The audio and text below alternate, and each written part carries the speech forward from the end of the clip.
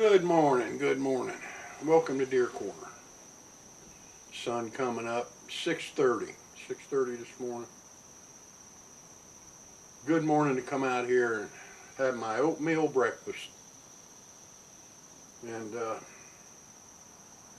it's so quiet out here this morning. No breeze, 72 degrees. You can hear a deer fart.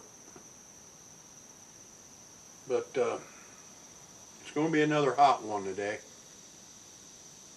here at the end of July. And I got my disc hairs ready to go. Got things ready to go to start planting food plots here. In August, last week of August, I'm going to get my food plots in. And I'm not much of one to talk about somebody else's products. But in the last couple of years, I've been planting a product that I'm really amazed about. And that's my clover seed. And in the past, I'd buy my clover seed by the pound and end up with a bunch of weed seed in it. And I purchased some clover seed from another company, and it even had black sand in it. And black sand is heavy. It's iron sand. That had to have been put in it for the weight. So you're not really, when you go buy seed, and I buy 2 pounds of seed, I want 2 pounds of seed. Now I know that's impossible. I know that's not going to happen.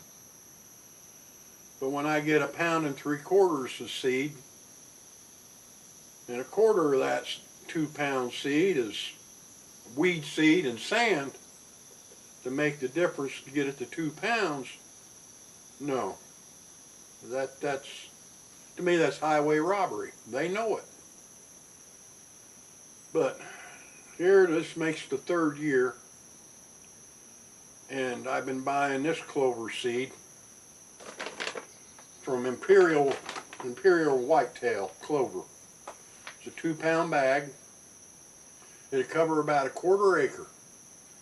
But I'm not planting just clover.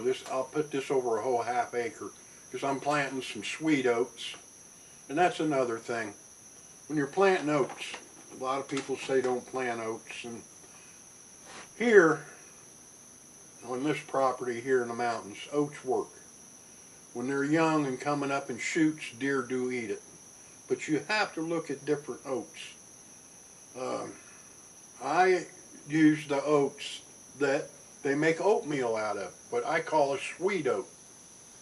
And there are different oats for feed. Horse feed's a different oat. There's different oats out there, but I use a sweet oat, what they make oatmeal out of. And I plant it. And I also planting turnips. And what turnips don't get ate, I dig them up and I'll eat them myself. I like turnips. But Imperial Whitetail Clover, I'm kind of fond of it, and it has a very high generation. I don't know what farmer they're getting it from, what farmer's growing it for them, but he has a good combine because it comes out clean. Weed seed, very, very little, very little. I may not even get out of this bag enough to put in a teaspoon. So whoever's cleaning it and the farmer they're getting it from has a good setup to clean what your product is. And that's something I look at, especially today. When I buy my seed, it's expensive today. A lot. It went up a lot. So I want the best bang for my buck.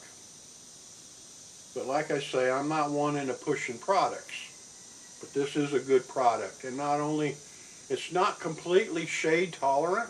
You still need 20-30% sun. But it does grow well in the shady areas and around trees. And it grows excellent out in the sunlight.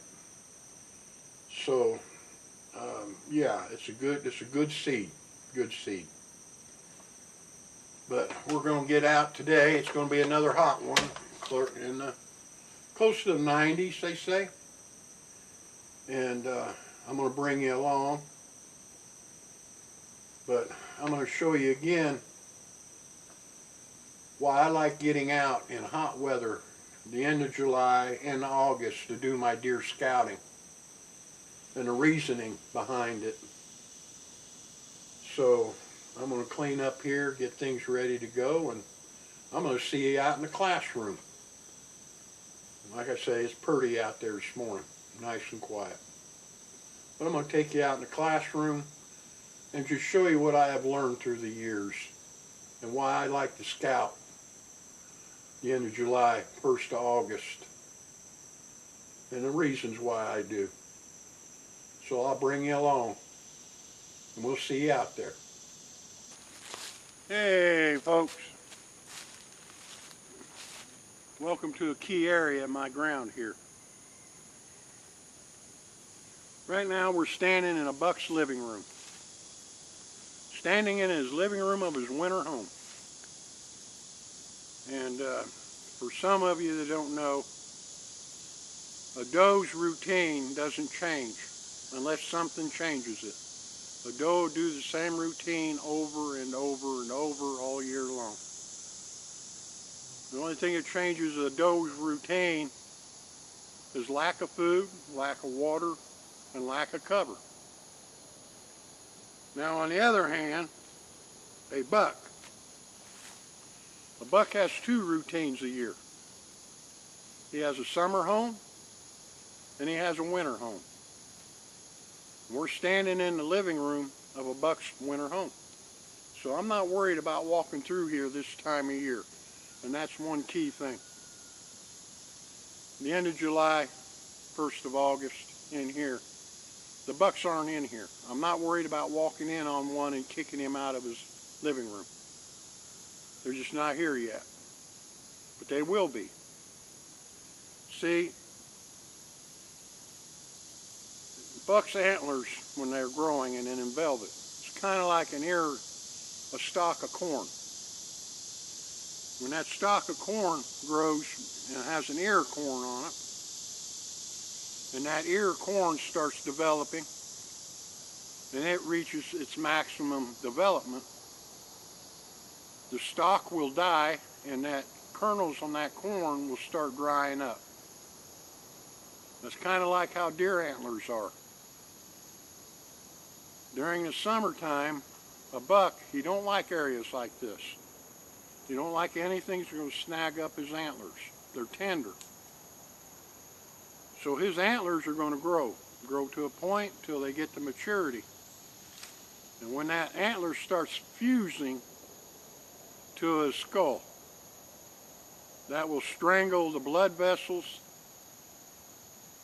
and the nerve endings to that antler will get squeezed off. And that antler basically dies and starts losing its velvet. And it's kind of like you, when you get a new toy, you got to play with it. So he's going to start moving from his summer home to his winter home. And he's going to start rubbing on trees with his new toy. And he's going to end up right back here in his living room. But not all bucks. Not all bucks end up here. Your mature bucks, territory bucks, end up here in this living room. Now over here to the left of me is last year's rub. Now I could do a family deer tree right here if I could go through history and write it up. Within 50, 60 feet of where I'm standing, there's a history of rubs, year after year after year, right here in this area, right here. And it seems like every year you come through here and you'll find a rub from that year. So Bucks makes this his living room. So if you find areas like this, and how I find them, and look, I got two of them here on this property. I got this area here and another area on the other side of the property on another ridge.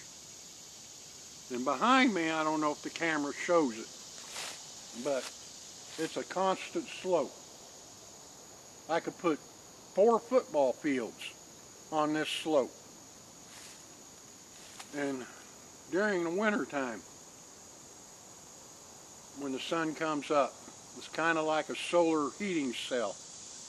This top of this hill here heats up first. It gets the sunlight first, which causes a chimney effect. Heat rises. And as the heat's coming off the hillside, coming up the hill and on up through here. So a buck stays right here in this area, right here. And he can smell the does. Smell the does that come in estrus coming through below me. And you don't have to run down that hill to check. He can sit here and stand here and smell the does going back and forth down through there. And it's the same thing in the evening time. This hill gets warmer throughout the day than the slope. Therefore, it still holds a chimney effect. As that cools down, the air still comes up this way. During the evenings and nights, he don't have to go nowhere. He can stand here and smell that ridge. So finding areas like this, of course you may need a compass, but your southeastern hill slopes, and go to the top of them and walk around. See if you can find the history of deer rubs in one area. Now, we taken deer off this property, take several nice deer off this property, but this area here, like the other one, always ends up with a buck in it. And another factor on why I get out the end of July, 1st of August, to get out and do my scouting and looking. And I'm not going to bump out a buck. I'm not going to kick one up. I'm not worried about it. They're not here. In about 4 weeks, the transition will start, where they're going to be transitioning from their summer to the winter home. Then that's when I'll be worried about it. That's when I'll be worried about bumping a buck out and spooking them. Now, we don't hunt this. We don't have a tree stand or tower stand here in this area. We don't hunt it. We leave it alone. We want the bucks to have a sanctuary area. We want them coming here. We don't want them to be weary of coming in and bumping into a human or a hunter and become nocturnal. But behind me, about 50 yards, we have a stand. And to the left of me, about 100 yards or so, we have a stand. We catch them coming and going to this area, because bucks still got to feed. They still got to move through, and they still got to feed. So they will be coming to this area. And it's kind of like a natural food plot. They'll be here. They'll come through here daily. But these are the areas you need to look for and find, such as this. One with several rubs, years of rubs. If you look around and look at these trees, there's rubs everywhere throughout the years. So just something I'm wanting to bring along. What I look for when I'm scouting, especially this time of year. And like I say, it's going to be 90 degrees, so if you're hunting public land, well, guess what? A lot of people are going to say it's going to be hot today, too hot to get out in the woods. You're going to be out in the woods by yourself, finding areas like this, while they're sitting in air conditioning. So, yeah, get out in the woods. But remember, when you're out in the woods, be safe. I'd rather be safe than sorry.